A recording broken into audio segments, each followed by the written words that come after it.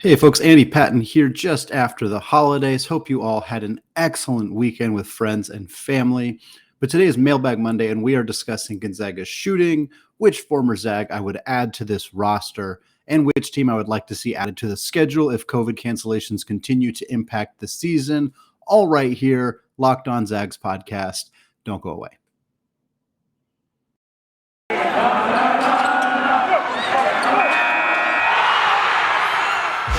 You are Locked On Zags, your daily podcast on the Gonzaga Bulldogs. Part of the Locked On Podcast Network. Your team every day.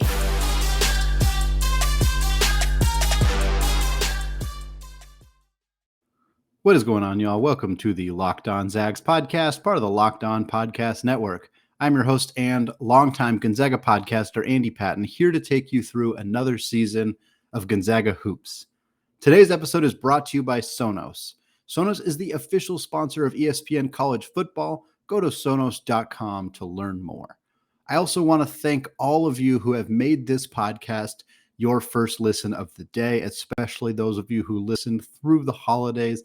I know many people had more days off from work, and I know that commuting to and from work is often a time that people listen to this podcast. So I appreciate those of you who listened through the podcast this last week, especially the Christmas-themed episode last week, which had a short shelf life, but hopefully will be listened to by those of you who maybe didn't get a chance to listen over the past week. Of course, also a huge thank you to those of you who have subscribed on YouTube or who have watched any of these videos on YouTube. You'll see that I finally got a shelf behind me, so it is a little bit less empty in this office. We moved a few weeks ago, so it's taken some time to get it all set up, but it is looking like a real podcast studio now. So please, if you haven't yet, check it out on YouTube. Hit that subscribe button right above the video.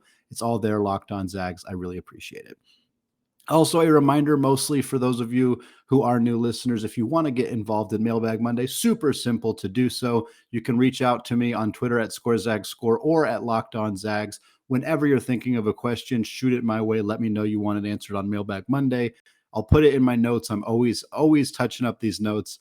I'll pop it in there. I'll get it in the show. You can also email me at andypatton013 on gmail.com. That's a great way to make sure you get your questions in for Mailbag Monday, your hot takes in for Andy Locks on Thursday, or to just chat with me about whatever things you want to talk about Gonzaga related. I'm happy to respond to emails that way as well. All right, not a ton of questions today, but good for those of you who did ask because you get a little longer answer than you might otherwise. This first question comes from John via Gmail. He says, there is no doubt that Hunter Sallis has elite athleticism and is a very good defender. There are so many aspects of the game he does very well. However, he just made his first three-point shot in the last game, and although it is a very small sample size, he is just 1 for 8 in three-point shots, and many of his misses weren't particularly close. As a future lead guard for the Zags, are you at all concerned about his shooting ability? The short answer is no, but again, as I have promised, these will be longer answers for this particular episode. I did a little bit of digging on this because I had some time and thought it'd be kind of fun. Kyle Wiltshire once went 0 for 8 in a game against Southern Methodist. 0 for 8 just for an entire game. Kevin Pangos missed 9 three-pointers in a row once. In his freshman season, he went 4 for 21 over a 5-game stretch. I could probably go on with multiple other elite three-point shooters. 1 for 8 is just nothing. It's just way too small of a sample. I also want to be clear here. I don't think that Hunter Sallis is going to turn into either Kyle Wiltshire or Kevin Pangos as an outside shooter. Just pointing out that using 8 shots as a sample size, as you alluded to in the question, is a small sample, but it's not just small, it's irrelevant. I mean, it's meaningless. 8 shots is really not a relevant sample to really determine whether a player is a good outside shooter. Having said that, I don't think Hunter Sallis is really going to be much of a three-point shooter. I just don't think that's a part of his game. I'm not necessarily speaking on his ability to actually do it. I think he is very clearly better than a 12.5% three-point shooter, which is what he has been, obviously, is 1 for 8.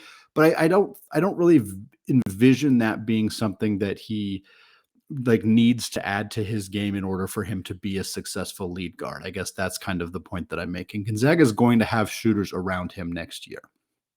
We don't know what's going to happen with Julian Strother. I think he's probably the biggest question mark for next year's roster. But even assuming that he is gone, Gonzaga likely goes into next season with Nolan Hickman, Hunter Sallis, and Dominic Harris as your primary three guards. Harris is a great three-point shooter. We need to get him back into action. Obviously, missing this season will hurt from a development standpoint, but his outside shooting has never and will never be in question. That is something he is really, really good at and something he will add to this team in a significant way next season. Nolan Hickman, it's more important to me to see Hickman become a more consistent knockdown shooter than it is for Sallis. Not because Hickman can't do other stuff well. He obviously can. He's a great facilitator, a good passer, good at moving without the basketball, good at getting to the rim, elite at finishing around the rim, a good free throw shooter, a good defensive player. He's an excellent, excellent basketball player. But the three-point shot is a little bit more of something that I believe he brings to the table and something that NBA scouts are really going to be looking for him. Whereas with Sallis, it is by no means a bad thing. The NBA is a shooter's league more than it is anything else these days. And the ability to consistently shoot well from the three will trump basically any other characteristic when looking at a player's ability to contribute at the next level. But I think for Gonzaga specifically, Sallis, his primary role will be his extreme athleticism, his outstanding rebounding, and his ability to move without the basketball and his defense. I think he's basically a beefed up, lengthier, better defensive version of Joel Ayayi. Now, Joel was a good three-point shooter. He shot 36, 37% or so from three. It would be nice if Hunter Sallis was contributing at that level. I don't expect him to get up to that mark this season. This is more about his future and the program, and likely his future, which could potentially only extend 2 seasons, this season and next season. It would be nice to see him shoot well from three. Obviously, any time you can add somebody who can shoot consistently 37, 40-ish% from three, it makes your team better. But to answer the specific question, I am not concerned about a 1-for-8 start from three, nor do I think that him becoming a above average three-point shooter is necessary, important to who he's going to be as a Gonzaga basketball player. The defense, the athleticism, the rebounding, the moving without the basketball, all of that is more who Hunter Sallis is going to be as a Zag and as a professional basketball player than the outside shooting. Next question, another one from John, another one on the topic of outside shooting. He says, Rasir Bolton is currently making 43% of his three-point shots. Julian Strother is just under 39%, and Chet Holmgren seems to be more comfortable from beyond the arc and is up to 37%. In his last 8 games, he is shooting 40% from beyond the arc, and that includes an 0-for-4 game against Alabama. We say that this isn't a very good three-point shooting team, but do you think by the time the season ends, we could have 3 players shoot over 40% from the perimeter? Or do you believe that Bolton will regress to his historical mean and Strother and Holmgren don't improve much, and we actually have 0 above 40% or somewhere in between? Yeah, I mean, probably in the middle. I think that's a bit of the cop-out answer here, although it is kind of what I believe will be the situation. We're about halfway through the season, and obviously WCC play is different in a lot of ways than the non-conference slate, of course, for Gonzaga. Most of their games in the non-conference slate were either opponents that are better than most, or if not all of the opponents that they're going to play in WCC play, like Texas and Texas Tech and Duke and Alabama, or the opponents that they're playing are significantly worse than even the worst teams that Gonzaga is going to play in WCC play. Of course, that would be like your Bellarmins and your Merrimacks and schools like that. So WCC play will kind of even them out a little bit. They're going to play a couple of very, very good teams, of course, in BYU, St. Mary's, and San Francisco. They're going to play some easier teams like Pepperdine and Portland. But all in all, it's kind of more in the middle. I think one thing that we are going to see, and I've mentioned this on this show already a couple of times, is I expect Gonzaga to shoot less threes as we get into conference play. The teams that had the ability to really force Gonzaga to shoot from the outside were the bigger, more physical teams. And so the WCC doesn't have as many of those teams. St. Mary's is one of those teams. Matthias Tass, Stan Fotu are both big, physical, rim-protecting posts who can force Gonzaga to, they can actually bottle up Drew Timme or Chet Holmgren in a way that would force Gonzaga to shoot over their defense. BYU doesn't have that. San Francisco has some size, but not this. The size that they have isn't quite as talented, and the depth isn't as significant as what St. Mary's has. So St. Mary's is probably the best team that in terms of being able to do that to Gonzaga.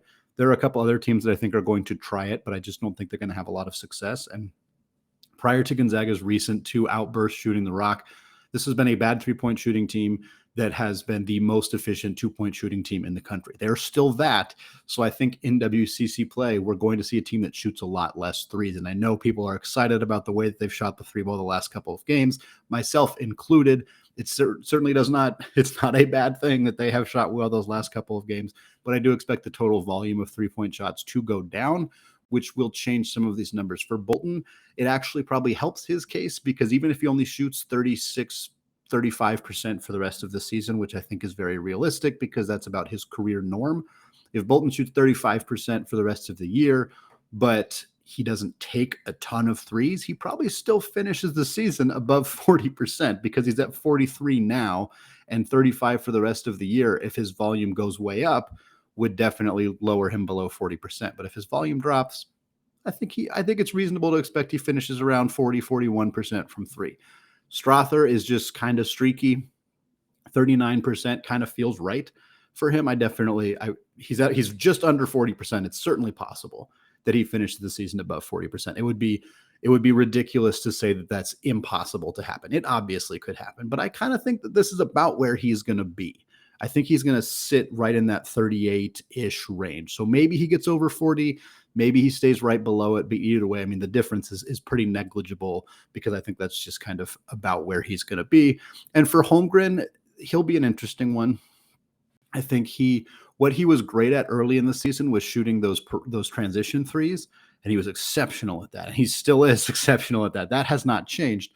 But now he's starting to show more proficiency taking those threes in the half court sets. And he was very bad at that to begin the season. Like, he was shooting like 17% on 3-pointers in the half court set. Now he has improved dramatically there. That, I think, is something we will see more of, in part because it helps stretch the defense. It forces the other big man to play away from Drew Timme, which allows Drew Timme to work more in isolation, which is a good thing for Gonzaga.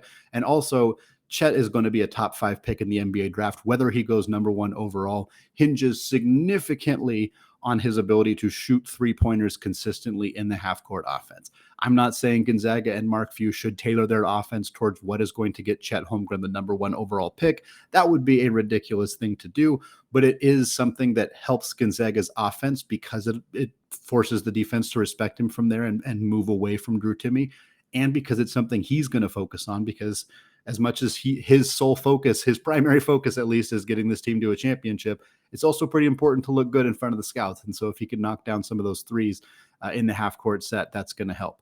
I would be surprised if he gets all the way up over 40%, but I would not be shocked. I think his 3-point shooting numbers is just kind of the hinge there of how many attempts he actually takes. So the overall question, I think probably somewhere in between. I think 1, maybe 2 guys finish with 40+% from 3. I'd be surprised if it was all 3 of these guys. I also don't think that the number of 40% 3-point shooters is necessarily the correct way to measure whether this team overall is a good 3-point shooting team. It's certainly possible that they are going to end this season better than I had thought that they were going to do, which would not be a bad thing at all. But I do think that we're going to see them take less threes. The barrage of threes we saw in these last 2 games is not indicative to me of a changing of the guard in terms of how this offense is going to play. I think we're still going to see them focus heavily on getting the ball into the paint and trying to score that way. All right, touched on the team's outside shooting in segment 1. Coming up in segment 2, we got more listener submitted questions to answer. Before we get there, though, I want to tell you all about Built Bar. Built Bar is the best tasting protein bar ever. Plain and simple. It's a protein bar that tastes like a candy bar. Built Bar has 9 delicious flavors, including some all-time favorites like raspberry, mint brownie, peanut butter brownie, coconut, and my personal favorite, salted caramel. Of course, Built Bar is not only great tasting, they are healthy too. Most Built Bar flavors have 17 grams of protein, 130 calories, and only 4 grams of sugar. 9 amazing flavors, all tasty and all healthy. Go to BuiltBar.com now and use promo code LOCKED15 and you'll get 15% off your first order. That's BuiltBar.com, promo code LOCKED15 for 15% off your first order. All right, segment 2, still Andy Patton, still Locked On Zags, still taking listener-submitted questions for Mailbag Monday. Segment 2 here is just one question, one excellent question that I felt the easiest way to use this question was to flesh it out for an entire segment, because I could probably talk about this for an entire episode if I wanted to. The question comes from Dustin via Gmail. He says, which former Zag would you add to this roster if you could add somebody? Better yet, how about a top 5? Better yet, indeed, Dustin, I probably could have done a top 10. I had a really hard time narrowing this down to 5. I'm assuming that we're picking the player based on what they did in a Gonzaga uniform. So we're not taking the NBA version of Adam Morrison. We're taking the collegiate version for all of these players and kind of what style of player they were. I put in my notes that the biggest needs for this team in my mind are, and I didn't necessarily put them in order, although this is probably pretty close to the order, 3-point shooting, ball handling, just passing in general, aggressive perimeter defense, free throw shooting, and then isolation scoring. And I think that there's certainly positionally, obviously, Gonzaga has 3 really great bigs in Chet Holmgren and Drew Timme and Anton Watson. And so some of Gonzaga's best players of all time have obviously been big men. And it's really kind of strange. Like, you're not going to see Brandon Clark on this list. You're not going to see Kyle Wiltshire on this list, despite being one of the best 3-point shooters in school history. Or your Elias Harris's, your Kelly Olynyk's, your Domantas Sabonis's. Like, those guys are all great basketball players. But I felt that the team's needs didn't necessarily line up with adding a player like that, because Gonzaga already has such a rich group of bigs. So I'm going to go 5 through 1 on this list. You could argue strongly for any of these guys as the top pick. You could argue strongly for players I did not select to be the top player that should be added to this roster. And I think there's a legitimate argument for so many of them. In my mind, here's the list. Number 5, Nigel Williams-Goss. Nigel Williams-Goss is, of course, a great scorer. He was a guard who could post up, which I think always adds some value and kind of pressure on the defense. He was very good defensively. He was not just a good scorer, but he was a good passer. He was a good rebounder. He was a plus outside shooter, not an elite outside shooter, which is part of the reason he's not at the top of the list. He's about a 36, 37% three-point shooter, but he could also play off the ball. And you'll notice that is kind of a theme here with a lot of these guys as point guards who could also play the combo guard position, because Gonzaga has Andrew Nembhard and because they have Nolan Hickman and obviously Hunter Sallis as well and Julian Strother. They have a lot of, and Rasir Bolton, of course, they have a lot of guards who can kind of rotate in and out of being the 1 versus the 2. So I think when looking at adding on to this roster, you want somebody who has a little bit more of that flexibility. Having said that, number 4 is Kevin Pangos. And part of the reason Kevin Pangos is down at 4 as opposed to being higher is because he does mostly play on the ball. He had some opportunities to play off the ball in his Gonzaga career. I know specifically during the 2012-2013 season, Gonzaga's 6th man that year was David Stockton, and Stockton played a ton of minutes, and he played often alongside both Kevin Pangos and Gary Bell. Now, Stockton and Pangos, from what I recall, kind of alternated being the actual point guard versus the guy coming up off the ball. But I know that that Pangos displayed the ability to play off the ball, but his strength is with the basketball in his hands. Obviously an excellent outside shooter, a very gifted passer. His assist to turnover numbers were really, really good. So on a team that has struggled with turnovers, has struggled with outside shooting from their guards, it's really easy to see why Pangos would be a good fit. Those are 2 of this team's biggest problem areas, is turnovers, which again, a lot of the turnovers have been from the post. That's something we've discussed in this show, is that people look at Gonzaga's turnover numbers and they instinctively want to blame the point guard. They want to blame Nembhard or Hickman or Bolton or whomever. And while Nembhard in particular has struggled with turnovers more than he has throughout his career, a lot of the turnovers are from Drew Timme and Chet Holmgren, and that's not something that adding Kevin Pangos to this roster would necessarily fix. But certainly the team's 3-point shooting woes would be fixed by adding a player like Kevin Pangos. He's a very talented passer. He operates the pick and roll very well. He was very good at making entry passes. So some of the turnovers that are kind of caused from struggling to initiate the offense and getting the ball into Drew Timme's hands would be fixed by having a Kevin Pangos on the team. Again, I think his kind of weaknesses, he's mostly an on-ball player, and he wasn't great defensively. I think you could mask that a little bit. This team, I mentioned perimeter defense as one of their kind of weaknesses, but they're actually pretty good at it. I just think that you want to be careful not adding players who can also contribute on both sides of the floor. If you're adding a dream player to this roster, you want somebody who can kind of do it on both ends of the floor. Next up, number 3, speaking of players who can do it on both ends of the floor, that is Jalen Suggs, an easy choice.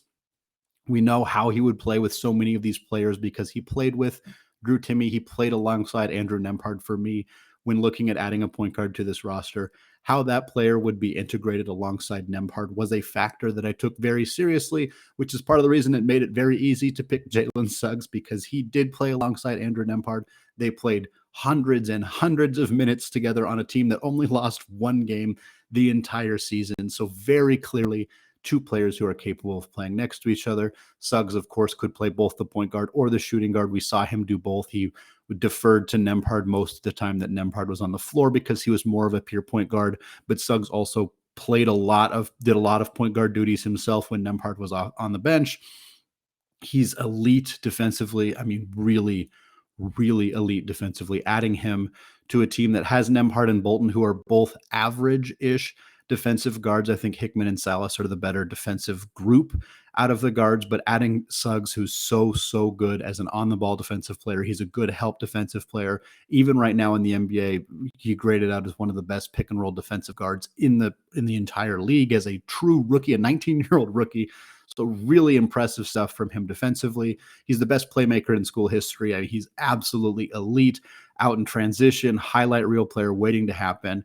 Again, can play both point guard and shooting guard. The only downside to Suggs is that he's not a great outside shooter. And he's not a bad three-point shooter. He's just not great at it. And that is an area that the last few games notwithstanding, Gonzaga has struggled this year. So adding a playmaking guard who can't shoot to a team of playmaking guards who aren't great shooters, it does seem a bit suspect.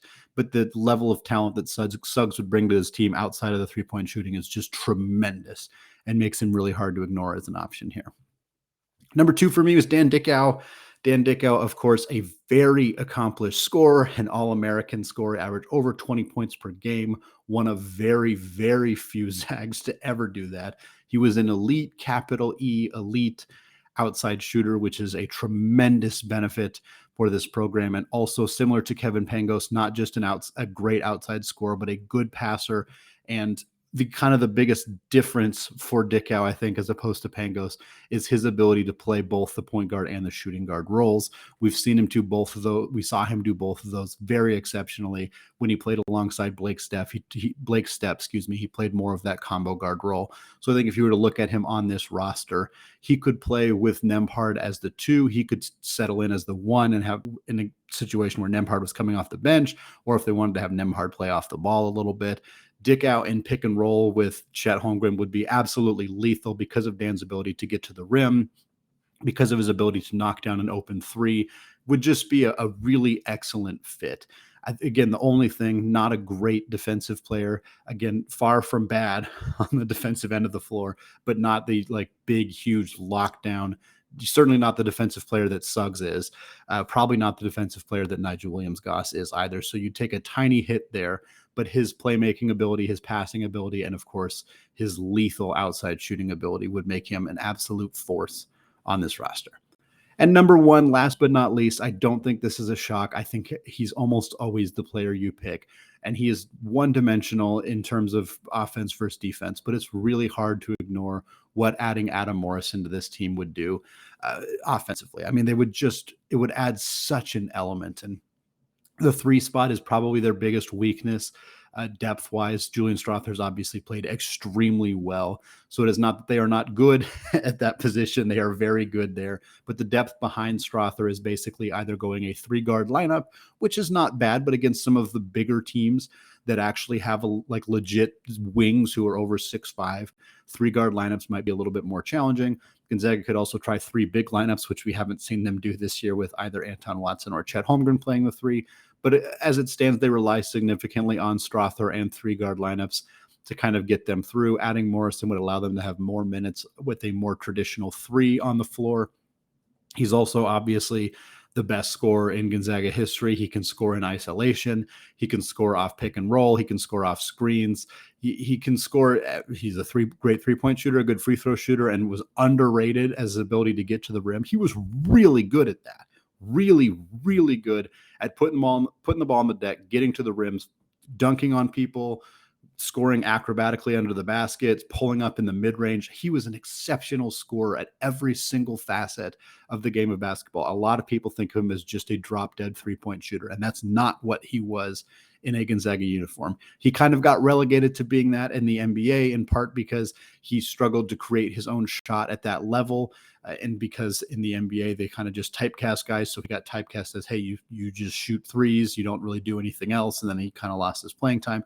But Gonzaga's version of Adam Morrison was not just a three-point shooter. He was a full he could score every different way. He could get the ball wherever on the court and could find ways to get open looks. He was extraordinary at it. Now, not a great defensive player. Wasn't a great defensive player at Gonzaga. Was far from a good defensive player as an NBA player. But adding his offensive ability, his versatility, adding him at a position of need on this roster would make this team so significantly better that the defensive shortcomings that having him on the floor would create, like, yeah, you probably want to play most of his minutes when Anton Watson was on the floor or Hunter Sallis was on the floor. A Nembhard, Bolton, Morrison lineup, even with Chet in the game, is still going to be a bit problematic because it'll probably be somewhat similar to what Gonzaga saw against Alabama, where they had shooters, the guys had the ability to drive and dish to shooters throughout the day.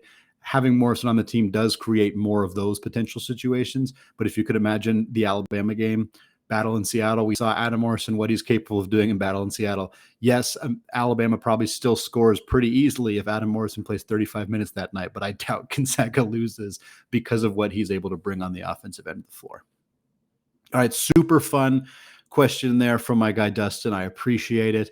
Always a fun topic. Let me know if I'm wrong. I know that there are plenty of other players I could have picked. I thought about Derek Rivio. I thought about Gary Bell. I thought about all the bigs that I mentioned previously as well. Of course, Josh Perkins could be in this conversation.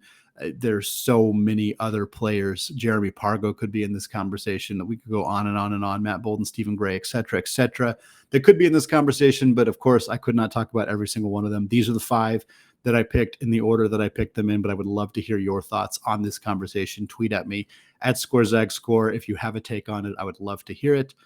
2 segments down. Coming up, we're going to answer a few more listener-submitted questions to kick off the final week of the year 2021. Before we get there, though, I want to tell you all about BetOnline.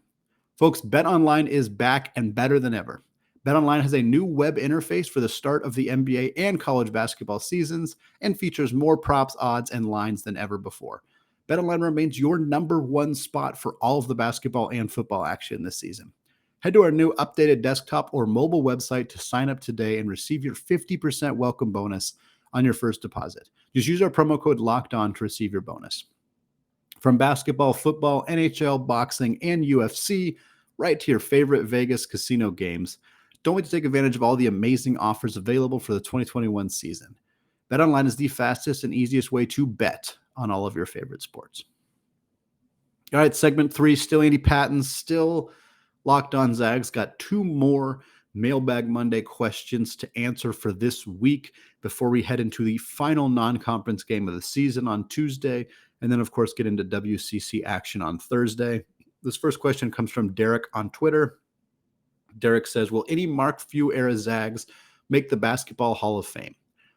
So I assume that we're referring to the Naismith Memorial Basketball Hall of Fame, which does not only include NBA players, it does include WNBA players, it includes coaches, it includes your international players. Arvydas Sabonis is in that Hall of Fame, even though his NBA career statistically would not be Hall of Fame caliber, but his contributions to the game of basketball in his home country of Lithuania are certainly, make him a Hall of Fame caliber player. So if we're talking about that Hall of Fame, obviously John Stockton is in there, but no Mark Few era Zags have made it. Right now, my gut says no, because it's really hard to make the Hall of Fame. Really, really, really, really hard. Having said that, I'm assuming that this question is not referring to Mark Few himself, where if it is, Mark Few himself will probably make the Hall of Fame. There's some question on whether that is actually going to happen because of his incident early this year with driving. He received a DUI for driving while intoxicated in Idaho. That could potentially slow some people down from voting for him, but my expectation is that he has put together a Hall of Fame career and will still make the Hall of Fame. If we're not talking about him, Obviously, the most notable example right now in the NBA is Domantas Sabonis. No players who have come previously in Mark Few's era are going to be Hall of Fame players. None of the other current players who are older than Domantas Sabonis, which is really, I think, just Kelly Olynyk, not a Hall of Fame player. Sabonis is on pretty good pace. He's probably going to make his third All-Star game this season, and he is not yet 26 years old. Not a lot of, there are a lot of players who are three-time All-Stars by the time they're 25, and a good chunk of them do end up being in the Hall of Fame, or at least in that conversation. So certainly he's a part of that conversation. The best chance that Gonzaga has right now. He's had a couple of seasons wasted by really poor coaching where they stuck him out at the three-point line instead of actually utilizing his skill set as a playmaker, a passer, and a rebounder. If he continues to, if he finds a situation where he gets utilized more correctly, and coached in a way that lets him showcase his skills, I could see him putting together a Hall of Fame career. For the example right now, it's hard to make player comparisons at such a young age, but Basketball Reference has a similarity score setup that compares players statistics by statistics based on their age. And right now, you could see the different ranges of outcomes for Domantas Sabonis. Two of his comparisons are Mark Aguirre and Rasheed Wallace, who are extraordinary multi-time All-Star Hall of Fame players. The other comparisons include Sean Elliott and Wally Zerpiak, who were good NBA players, did not sniff making the Hall of Fame. So he has so many different directions that he could go, but I would definitely say that he is on a track that could lead him there. But other than that, it's way too early to tell on Jalen Suggs, but he's got some work to do. I mean, he's hurt right now, so you can't fault him for that. But he has to prove he can shoot from the outside consistently and score more consistently to even be an all-star caliber player. And the threshold between a guy who maybe makes some all-star games to Hall of Famer is significant. Now, I've seen very few players more talented than Jalen Suggs with the basketball. He's an absolute wizard. He's an incredible playmaker. He's a great, great, great defensive player. So it's not out of the question, but he's got some work to do. Chet Holmgren has not played a single minute in the NBA, so trying to determine whether he will be a Hall of Famer seems very silly and foolish, but he has drawn Kevin Durant comparisons. He's drawn Anthony Davis comparisons. He's drawn Dirk Nowitzki comparisons. Those dudes are going to be Hall of Famers. So again, if you're already drawing comparisons to Hall of Famers, there's at least an outside chance you're going to be a Hall of Famer, right? Some people anointed LeBron James the chosen one when he was 16, and everybody thought that's way too early. We shouldn't do that. Sometimes guys live up to those expectations. It's been known to happen. So if Chet Holmgren certainly, continues to be a consistent outside shooter, puts on a little bit of muscle, he could be an Anthony Davis type. He's probably not going to be a Kevin Durant type. I always thought those comparisons weren't really accurate to who he is as a basketball player, but a rim protecting version of Anthony Davis is definitely a Hall of Famer. Like, there are absolutely ways to envision Chet Holmgren as making the Hall of Fame. Beyond that, Mark Few's not done coaching. There are going to be more really high profile players who come through this program. The only three right now that have, I think, a lion's chance of making the Hall of Fame are Sabonis, Suggs, and Holmgren, with no disrespect to a Rui Hachimura or a Corey Kispert or Brandon Clark or any of those guys. I don't think that they're going to go in that direction with their careers, but Suggs, if everything comes together, maybe. Holmgren, if everything comes together, probably. Sabonis, if he finds himself in a better situation, I think there's a possibility there as well. And then again, as long as Mark Few continues to coach, they're going to continue to get high-profile players in that program. Definitely could strike lightning and get another guy who ends up, putting together a Hall of Fame caliber career. The final question of the show, this one comes from JD via Gmail. He says, with all these COVID cancellations, which teams would you most want to see Gonzaga add midseason? Yeah, I mean, obviously most want to see would be other really top tier programs, but I'd only want to see them add a really, really good team if they could secure a home and home, which is was the sticking point with Kentucky a little bit, although there was more than just that when they were looking to add a team. But a team like Kentucky or Kansas or Purdue or Tennessee or whomever like that would be really cool if they could secure a home and home, either bring them out or go out there and play them. Gonzaga obviously has a week this year. It's in mid-January, when they don't play. I think they have a Thursday off because there's just always a gap in the schedule at one point during conference play. It'd be nice to see if they could add a really high caliber team like that, but more likely it's going to be a regional game if they add a game at all, just because it's hard to suddenly plan a really long trip for either team. So it'd be in terms of regional games, obviously Washington State would be great. It would be easy to add. They're good this year. They're not great, but they're good. I don't know that I want Gonzaga to add a really great team necessarily, but adding a good team to boost their resume can't hurt. Washington State would be that. It's a regional rivalry. Kyle Smith, former coach at USF, really familiar with Gonzaga and Mark Few. Washington, be fun to just take them down to to actually get a chance to play them and beat them. But again, it doesn't really help their schedule all that much. Oregon, doubt it will happen. It never does. But even in a down year for the Ducks, it's still a decent win. I think the Ducks are going to rebound and actually put together a pretty solid season in conference play. So that would be fun. Boise State, they're close by. They're a borderline top 50 team. Ken Pom has them 57th, 9-4 on the year. I think these teams should be playing each other more often. I would love to see Gonzaga and Boise State play pretty consistently in the non-conference. So if they could find a way to add this game this year, that'd be great. And then San Diego State, because their fans are always complaining. They always want to play us. They think we're ducking them for some reason. They're 44th in Ken Pom, so it'd be a nice victory for the Zags if they were able to add them to the calendar. And not as regional, but again, they're in the Mountain West. They're not that far away. They're a good basketball school. It's definitely a game that could happen. And of course, Memphis, mostly for the memes. Obviously, Gonzaga played Memphis multiple times when they used to have this more consistent non-conference game in the middle of the conference slate. Memphis with Penny Hardaway, with Imoni Bates, has been a very disappointing team this year, but they're still, when they're on, and it would be a fun test for Gonzaga to see how that game would go. All right, that is going to do it for me today. We got North Alabama at 2 p.m. Pacific time on Tuesday, so make sure you're ready. Whatever excuse you need to get out of work for that day.